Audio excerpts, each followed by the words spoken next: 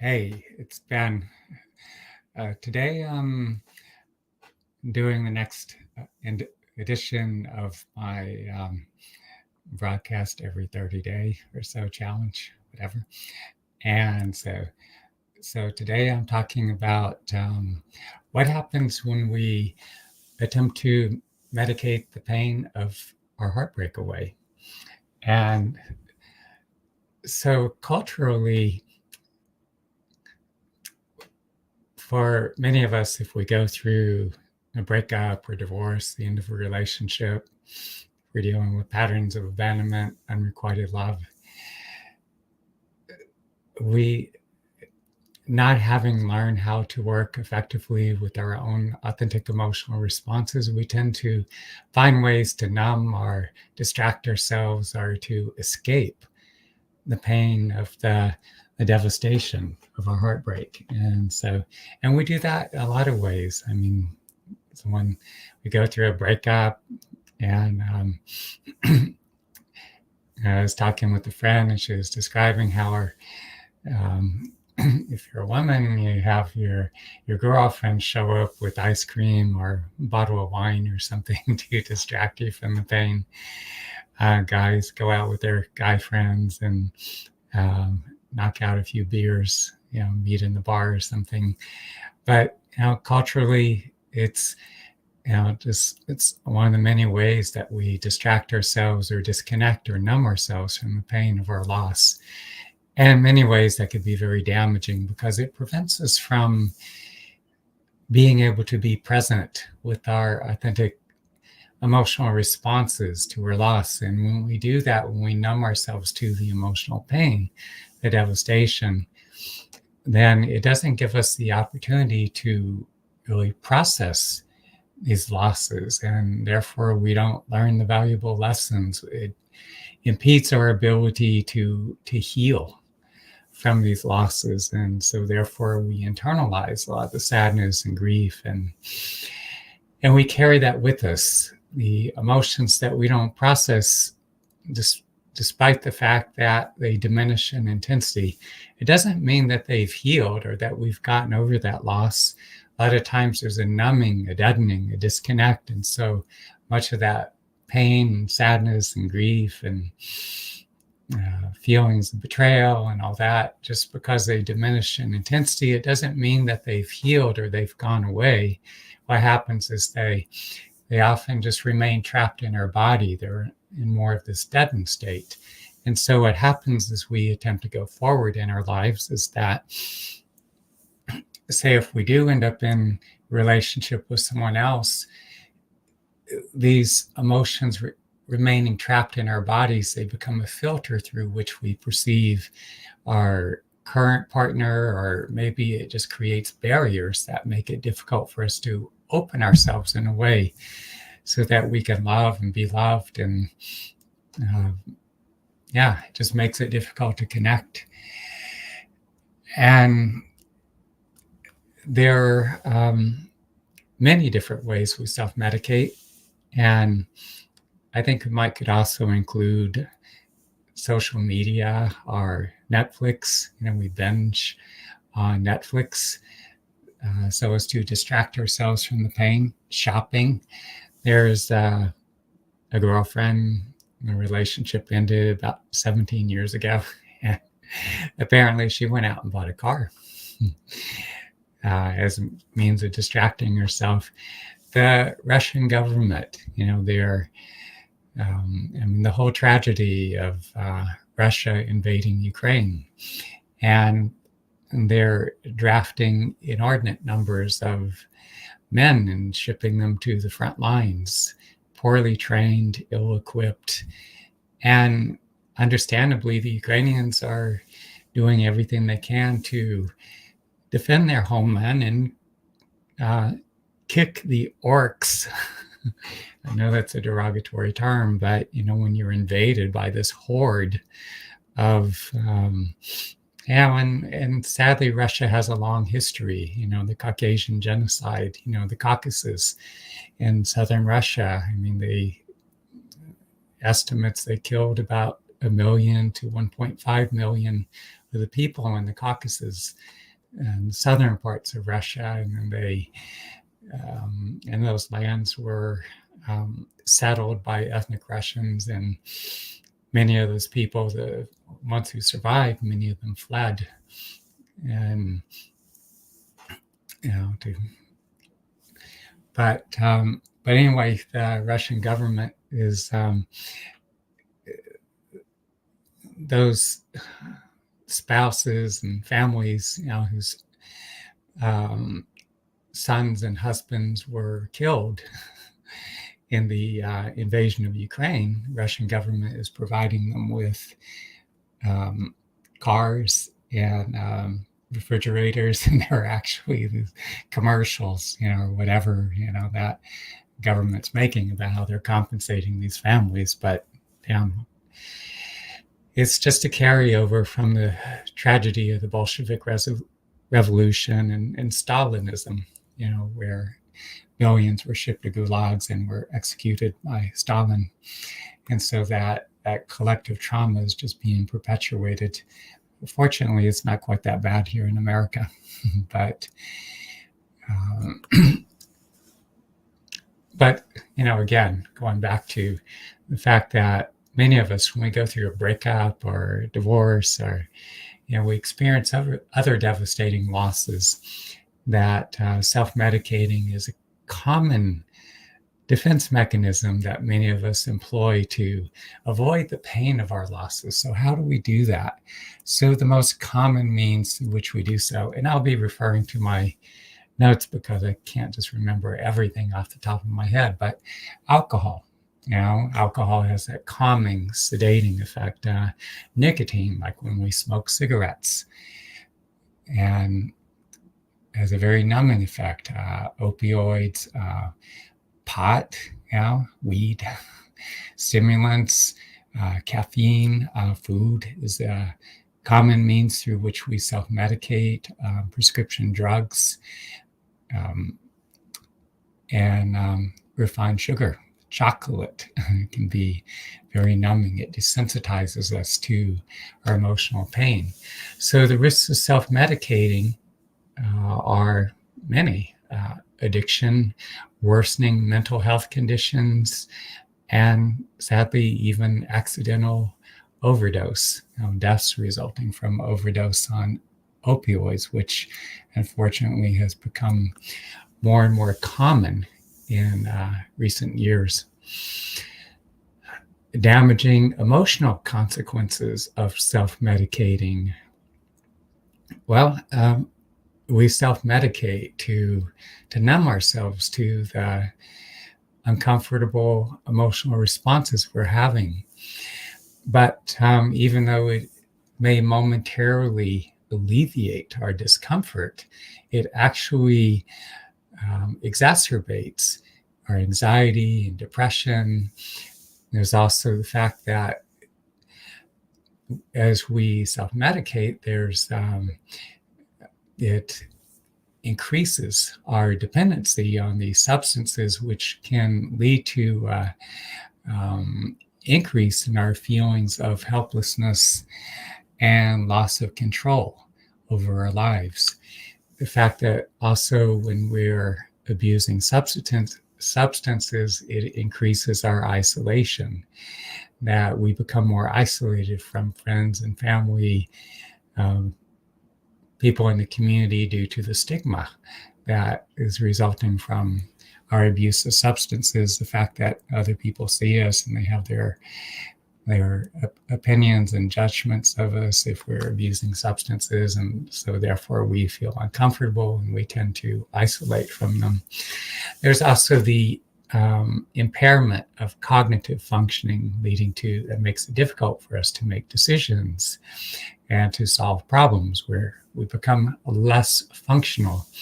And so along with that, there's a decrease in self-esteem and increase in feelings of inadequacy, and worsening of mental health issues. So that not too long ago, I saw a friend that I hadn't seen in quite a few years, and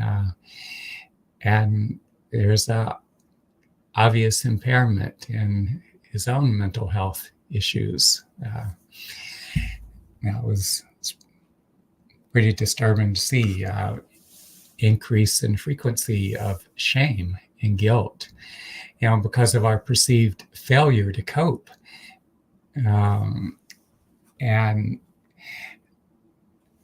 so with that, as I said, we're not feeling all that great about ourselves. We feel more ashamed of our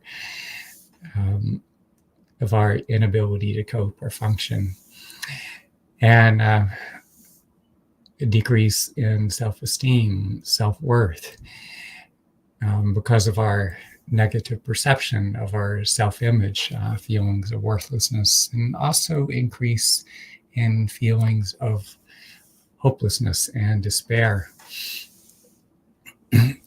So in many ways, as we're relying more heavily upon whatever substance of choice, whatever substances that we become dependent on, there's an erosion of our self-esteem. And that as we perceive ourselves as being less capable of handling the challenges of our everyday lives, there's altered self-perception, because there's this distortion or self-awareness, disconnection from our true feelings, of our desires, of our needs, as those are being masked by our use of substances. Again, impaired judgment, impaired decision-making ability. And so there's the loss of respect of ourselves, loss of self-consciousness, loss of goals and aspirations. And we lose our sense of purpose and identity. There's the physical and mental health deteriorate. We deteriorate physically, mentally, and so that too affects our self-image. And so many destructive consequences in terms of how we feel about ourselves, just our overall relation with ourselves. Also, just the fact that as we're becoming more reliant or dependent upon these substances, pot, alcohol, other recreational drugs, there's a strain in our relationships with friends and family. We neglect issues that need to be dealt with. There's a breakdown in communications. And so therefore it strains the relationships. And we tend to withdraw from social interactions, again, leading to an isolation and a breakdown of the support networks. Has a profound effect in terms of our ability to parent, to be there for children. And so there's that damage to the parent-child relationship, as we're not there for our children. We're unable to be there to address their needs. And so that can have very destructive, damaging consequences upon our children, and consequences that stay with them throughout their lives.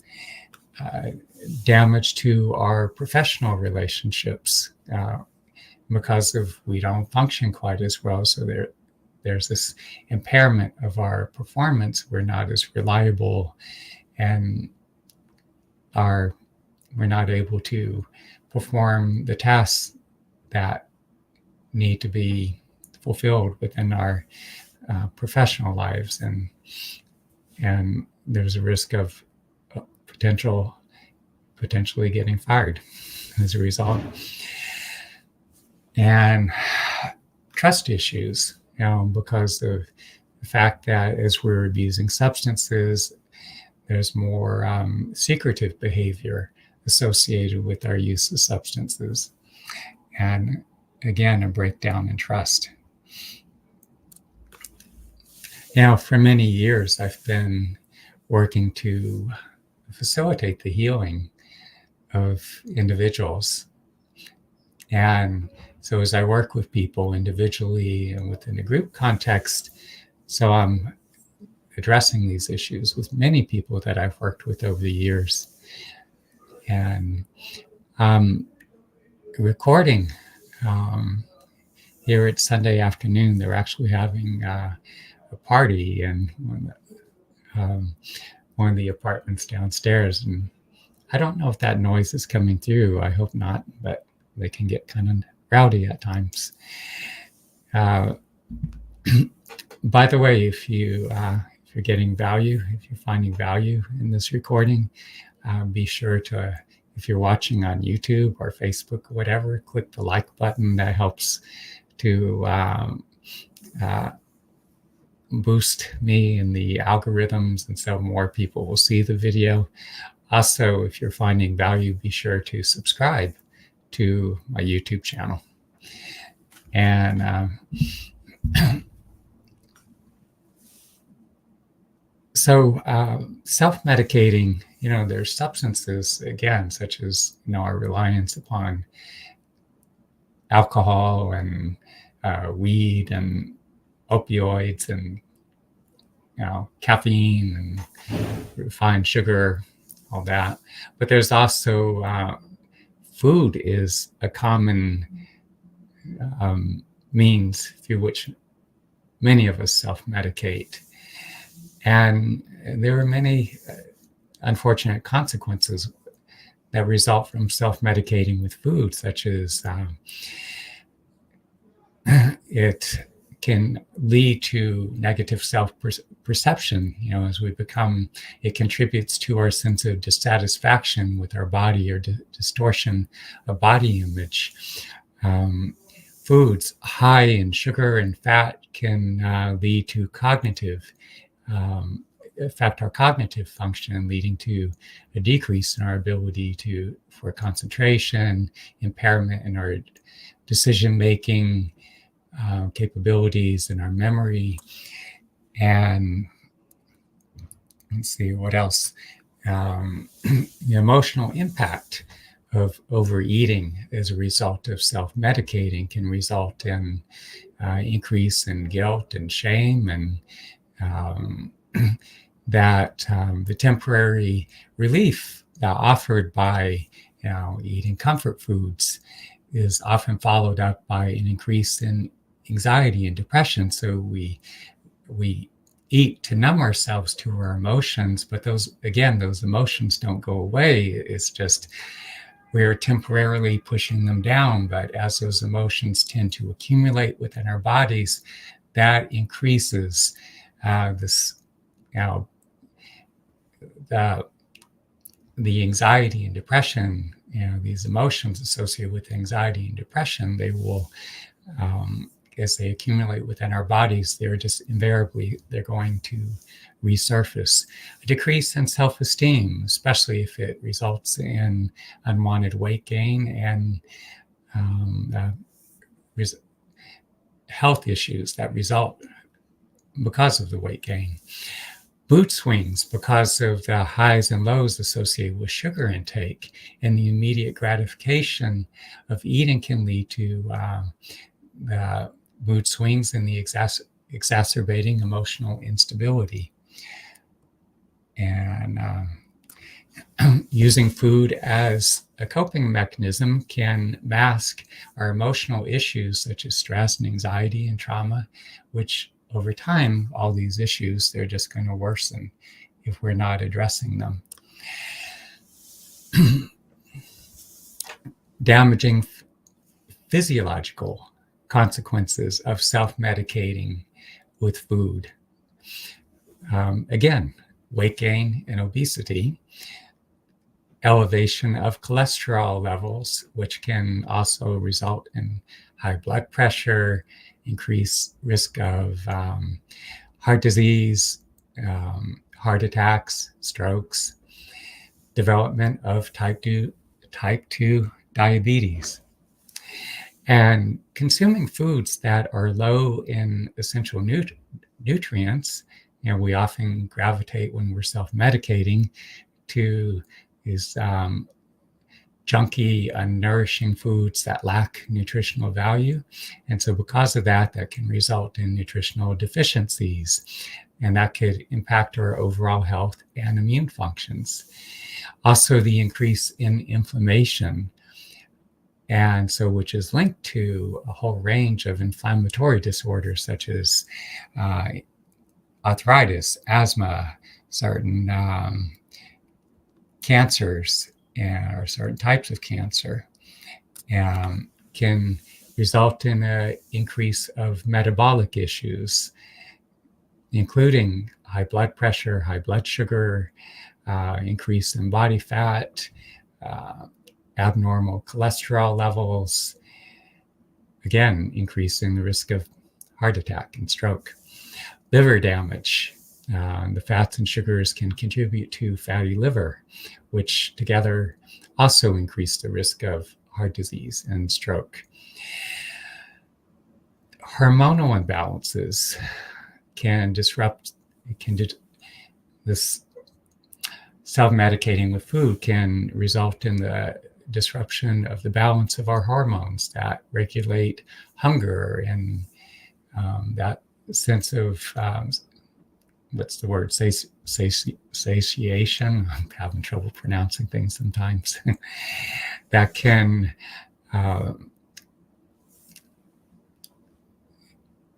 again lead to challenges in maintaining a healthy diet. So numerous risks resulting from self-medicating, whether it's through foods or substances, and why do we do this? Often because we haven't learned to cope effectively with our emotions, with our authentic emotional responses. We tend to numb ourselves to our feelings, find all kinds of ways to distract ourselves so that we don't have to feel. And that's why a big part of my work is I teach people how to show up present to life, to open up, to actually experience our authentic emotional responses, to work constructively with our emotions. How do we do that? As I've said in numerous other videos, start by acknowledging what's happening, what's going on in your life. How do you feel in response to it? Now, in other words, what feelings are being evoked in response to a breakup or divorce? If you're strung out on somebody, you're dealing with patterns of abandonment, unrequited love, all kinds of other stresses, loss of employment, financial strain, wondering how you're going to survive, how you're going to come up with the money to pay rent. Now, again, acknowledge what's happening. And then what do you feel in response to it? And where are these feelings situated in your body? Are you experiencing these emotions in your chest cavity, down in your abdomen, up in your throat, or some other part of your body? Bring as much awareness as you can to what you're feeling, and breathe softly and deeply into these feelings and bodily sensations. Follow the feelings and sensations as they go through their progression. As you work with this practice, it helps you to digest your authentic emotional responses. By digesting these responses, the emotions become more manageable instead of feeling so overwhelming and feeling consumed by the emotions. As you digest the emotional responses, that's going to make it a lot easier for you to cope effectively. So instead of being so inclined to numb yourself with alcohol and weed and other substances, or binge eating, or eating numbing foods, like refined sugar, you're going to be able to stay more present as you work through those emotions. You're going to deal more effectively with people and situations. If you're going through a breakup or divorce, any other form of heart-rending drama, it's important to teach yourself to stay fully present with what you actually feel in the moment. It can hurt like hell when you're going through it, but the more that you're able to stay present, that facilitates the healing of these deep emotional wounds. And it makes it easier for you to let go, to get over those losses. And as you go through this transformation, that increases your likelihood of attracting someone into your life with whom you can experience a genuine, deep, loving, meaningful connection. And as you develop this greater, as you heal and you develop this greater capacity to show up present and cope and deal with the realities of daily life, that increases your capacity to co-create healthier, more meaningful, and more deeply fulfilling relationships. Now, another means through which many of us medicate, we turn to pharmaceuticals.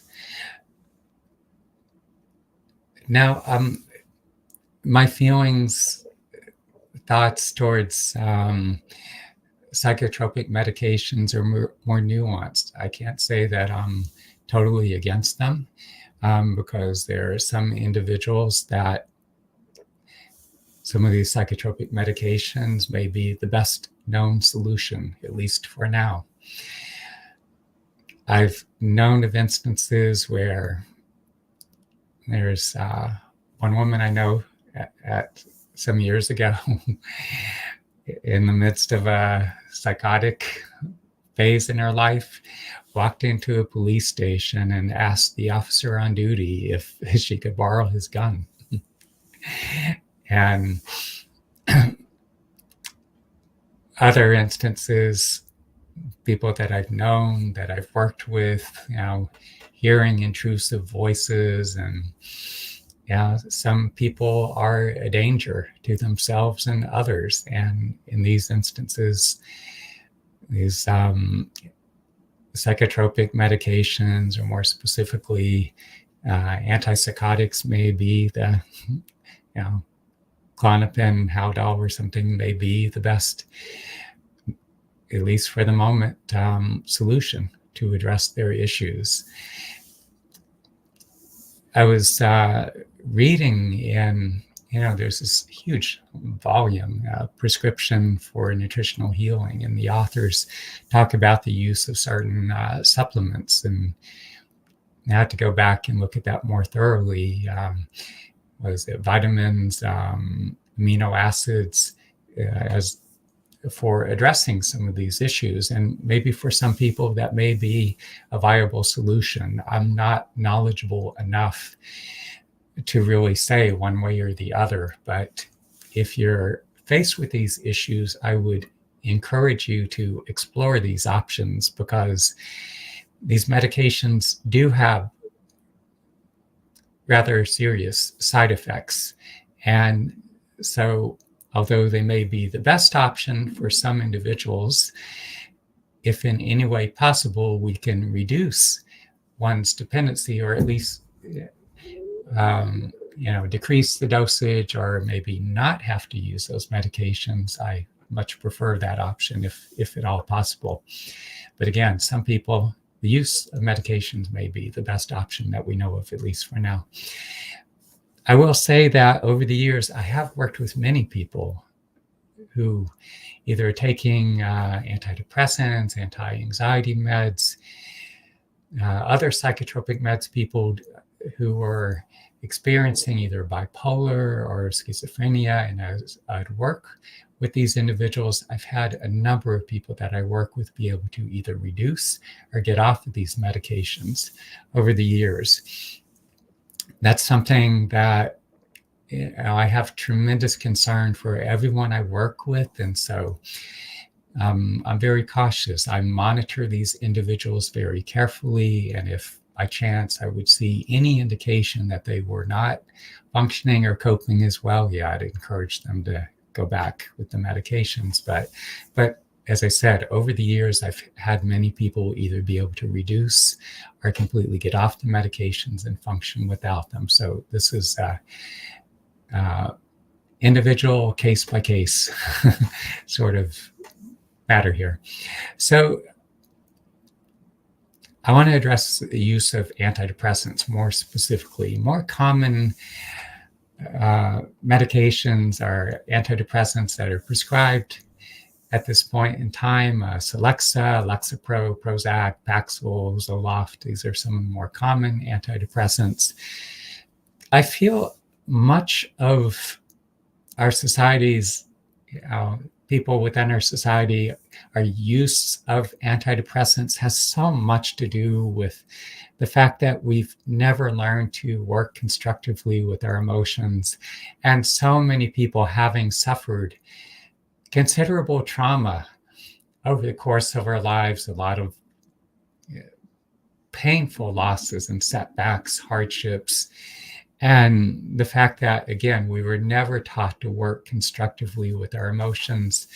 And so because of that, we go through a breakup or divorce, if the loss of a job, the death of a loved one, just all these things that happen over the course of our lives. And it's like we take these horrible hits along the way, and that can precipitate the emergence of all kinds of horribly painful emotions, and we're overwhelmed and we don't know how to cope with that. And so we tend to contract around these losses and these incredibly painful life events. And so not knowing how to deal with it all, many people end up on antidepressants, anti-anxiety meds. But there are a lot of very damaging, harmful side effects if you're taking antidepressants or these other psychotropic meds. I would encourage you to educate or inform yourself as to the harmful side effects and look for healthier alternatives. And if you absolutely cannot be without the medications, just see if it is possible to reduce the dosage. A lot of times people are on these medications and emotionally they flatline. It's so numbing emotionally, so desensitizing. And so your normal, authentic emotional responses, it's, for instance, you have friends that they experience, they're going through some profound difficulty in their life, and you're just like flat to it.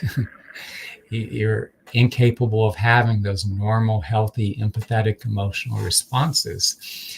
And one of the things I see too is that people go on antidepressants and these other medications and say, as you face the challenges of everyday life, and if you're experiencing heartbreak, you go through a breakup and divorce, on one level you register what's happening, but you don't fully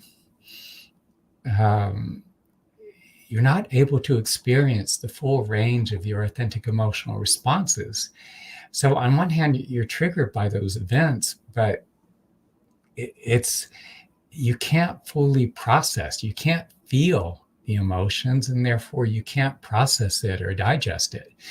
So as I work with people, for those of you who don't already know, I'm trained by a traditional Native American doctor, what they call a medicine man. So I've developed various capabilities over the years. I can look, I can see, and I can feel into people's bodies and minds. And when people are on these medications, I can feel all this residual of all these emotions, stresses that have accumulated within people's bodies that they're not processing.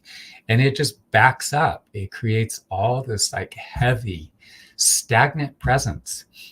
I'm not saying this because I want to scare anybody. It's just, this is what I see. This is what happens in people's bodies and minds. So there's all this backlog, all this stress, all this emotion that's not processed. And it just accumulates in different parts of the body, especially like the abdomen, for instance. And in many instances, there's this additional weight gain.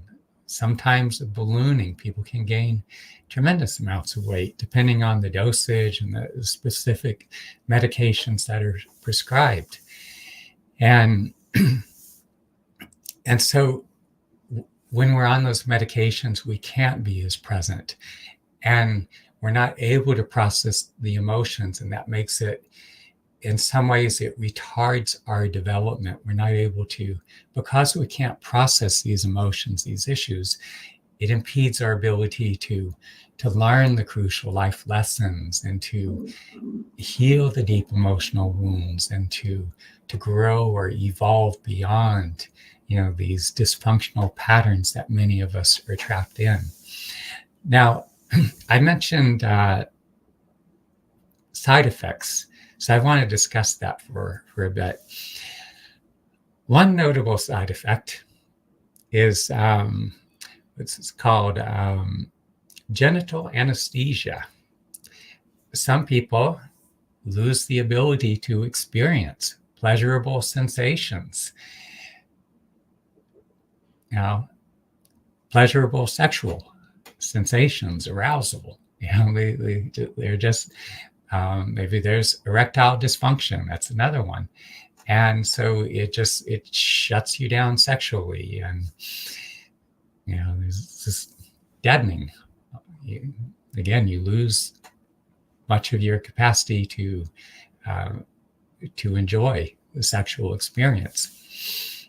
And it's bad for you, bad for your partner if you have one.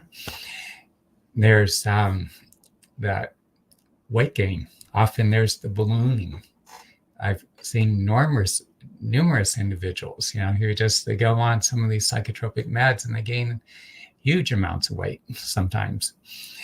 And within, with all of that weight gain, there's all of that stress and stagnant emotion that's just saturating their body. And so it can just create enormous health problems. There's also long-term antidepressant use. Look this up for yourself. Don't just take my word. Just go and look up the effects. Things that I'm reading, that I hear, what I read, people I work with, people that I have discussions with all the time. So they're talking about, doubling your risk of heart disease and other symptoms. Let's see, agitation, shakiness, indigestion, digestive issues, diarrhea, constipation, loss of appetite, dizziness, insomnia affects your ability to sleep, headaches, again, loss of libido, difficulty achieving orgasm, many side effects. If you're having side effects like this, that's like a serious red flag. That's the immediate side effects. What are the long-term side effects? What is this going to do to your body in the long term? Seriously, you need to consider all these things if you're going to take antidepressants or any other psychotropic meds. And if possible, find healthier means of addressing the issues affecting you, your own emotional wounding. Let's talk about something else.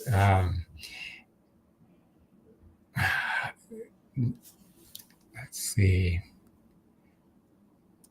I have some more notes as far as side effects here. Scrolling down a bit. There's a term, hopefully I pronounce it right, antidepressant tachyphylaxis, a technical term for.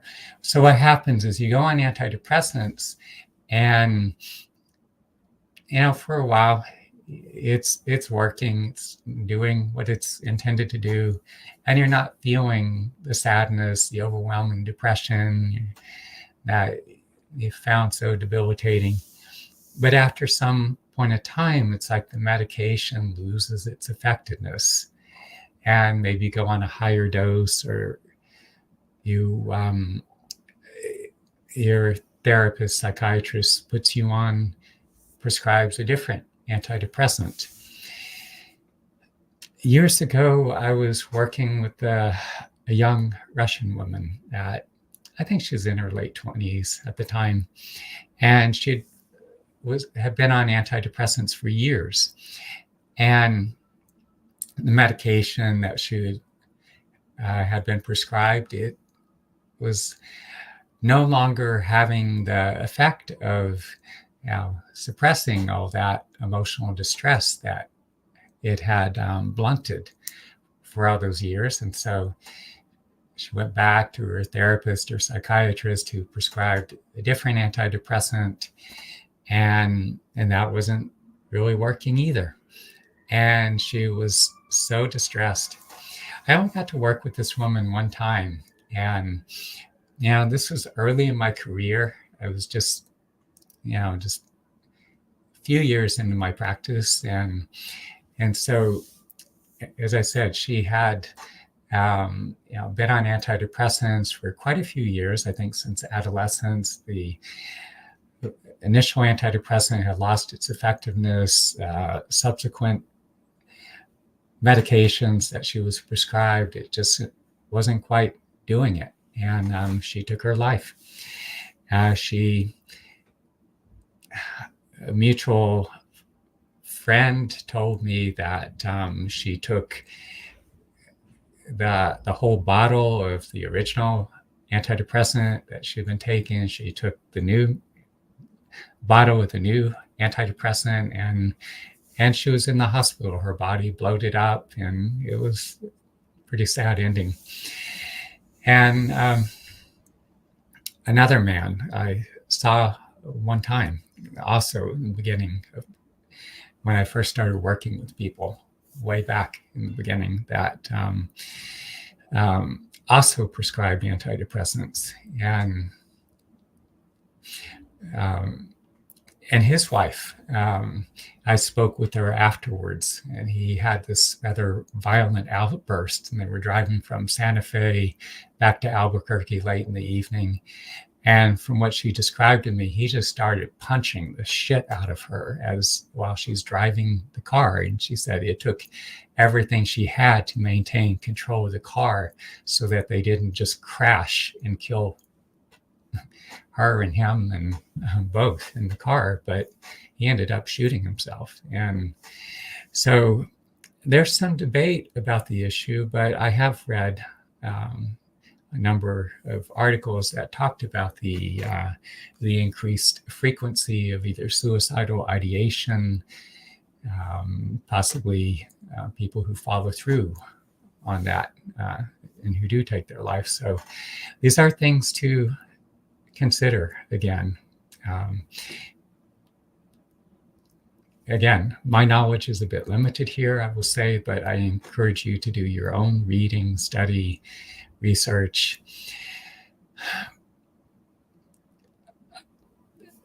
Over the years, I have worked with so many people on antidepressants, anti-anxiety meds, other psychotropic meds, and I'm very careful. I'm not going to just say, you have to get off those meds. I am not going to do that. I allow each individual to make their own decisions, their own choices. If possible, I encourage people to taper off the medications. Many people over time have, as I've worked with them, would say, I don't feel I need to be on this antidepressant anymore. And I've had people, whether depressed or suffering from bipolar, other mental health issues, be able to either taper down, in some instances go off the medications. But I watch these individuals very carefully. I have tremendous concern. My highest concern is for their well-being. But I've had many people getting off the medications be able to function better and do quite well without them. So getting off the medications, for many, can, many instances, lead to greater mental clarity, weight loss, restored sexual function, opening up that emotional range. I've had people that I've worked with one of the challenges I face in working with people is that when people are really numbed out, like some people have spent their lives just suppressing their emotions, didn't want to go there, didn't want to feel. And so I first work with them sometimes. So I work with them on the table and they can't feel a damn thing because they're so numbed out. And but those who continue to work with me, continue to do the sessions, and maybe after a few sessions, that emotional range starts opening up. Now, what I found though is people on antidepressants and other psychotropic meds, that too can have such a profound numbing effect.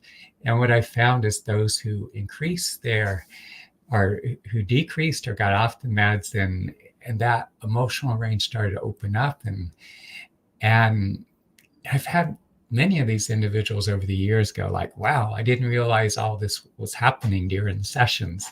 And they were experiencing this whole range of feeling and sensation. And they were able to process much more deeply. There's a woman I worked with from India some years ago, and her husband died unexpectedly. They didn't even realize that there were heart issues, but, just like his heart just stopped, his early 30s. And it was a devastating loss for her. And her father pushed her to see a psychiatrist. And this woman was highly intelligent and in no way needed to be on antidepressants or what they prescribed her Klonopin. But at first, when I was working with her, there was just this deadening or the stagnation in her body, and her body wasn't that responsive. We made some progress, and then after a while, she was transferred to London for work, and so she was living in London. I didn't see her for a few years, and then she was transferred back to New York City. So we resumed working, but during that time, she got off the antidepressant and the Klonopin, and she described it as an absolute living hell when she got off of these meds. As far as getting off the meds, you have to be extraordinarily careful. It can be dangerous to go cold turkey off those meds. And I don't have it right off. Years ago, another woman I was working with shared a website with me of a woman who put together this website that her own journey of getting off the psychotropic meds.